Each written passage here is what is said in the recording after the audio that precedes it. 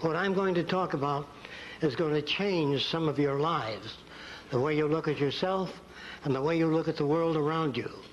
The subject matter is not the kind of matter you get from ordinary sources or books. So I would like your participation in an experiment.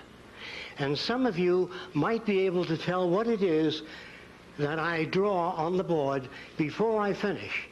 And if you know what it is, interrupt, say, I got it. So, now what is this? Some of you older people might guess this. An alarm clock. Who did that? You are amazing. That's no, where's the alarm clock? Well, anyway, if she didn't call that, if she wasn't able to call that, I would have put the legs on it and the clock and Hamilton watch coming, until somebody called it. Now, there are still some that cannot see the ship. So I would have gone all along, put all the windows in, Titanic, everything, till somebody got up and said, yeah, Titanic. Well, this is an attempt to prove that all of us are capable of making decisions and arriving at a conclusion without all of the information prepared for us. That is a unique quality in human beings. We can put things together, and we do not require the accumulation of a great deal of information. In this system, if you understand this system quite well, who would you say this is?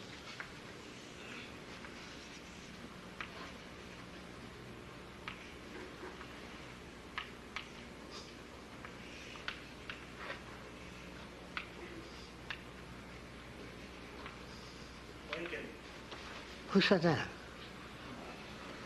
Who said that? Lincoln.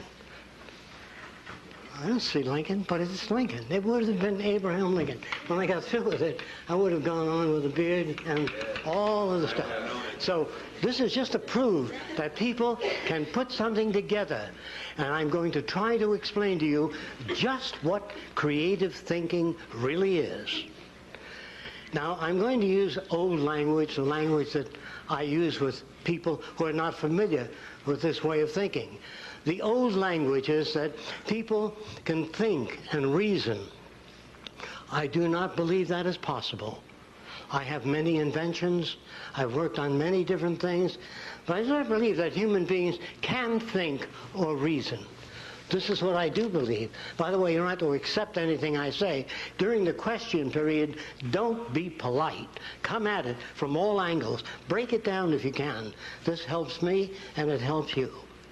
So when I talk about thinking and reasoning and putting things together, we're talking about the forces that shape human behavior.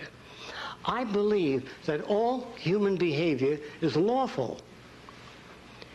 That the reactions and values that all people have are perfectly lawful to the environment that they come from. So every human being is perfectly well adjusted from where they are coming from their background and experience. If you as a baby were raised by the Seminole Indians, you would behave, if you never saw anything else, like a Seminole Indian.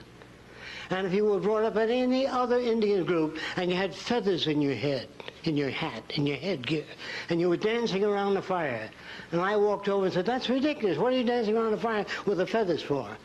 You don't take your hat, throw it on the ground, and say, you know, I never thought of it that way. We can't do that. We're victims of culture. We look at the world with our background. We have no other way of doing it.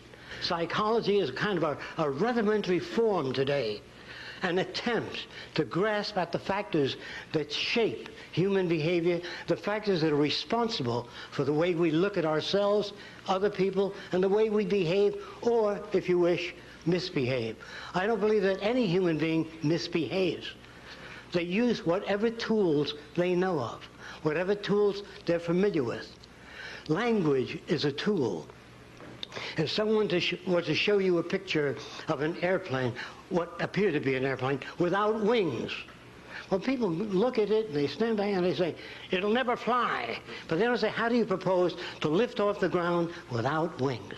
That's the key to communication. Now, Carl Sagan wanted to communicate with extraterrestrials. He hoped that they in turn would communicate with us. Now you know that the Republicans can't communicate with the Democrats. You know that husbands and wives have difficulty in communicating. Children and parents have difficulty because the language we use was designed a long time ago. And it is inherently difficult to get ideas across in the language that we use today. However, when engineers meet and talk, they speak a different language. One engineer might present a very thin cable and says, this can support 5,000 tons. And the other engineer says, what's its tensile strength? And he's given that information. Then he puts it in a machine. I don't know whether he knew this. And he snaps it to make sure that it holds to that. When engineers design an airplane, well, we'll probably be chasing this around. They do all the calculations. This is a front view, a very rapid drawing of a front view of an airplane. They do all the rapid calculations, and they figure what that wing will be able to support. And after all their calculations, and after they're certain, they then pile sandbags on the wing. Did you know that? Until it breaks off to make damn sure that it does the job. Now, that does not exist in everyday language. In everyday language, you don't have that ability. When an engineer meets another engineer, he says, I can illuminate an area with this tiny point of light that has 50,000 square feet. The engineer says, well, that's not possible. He doesn't talk like that. He says, how do you power that unit? What kind of voltage does it take?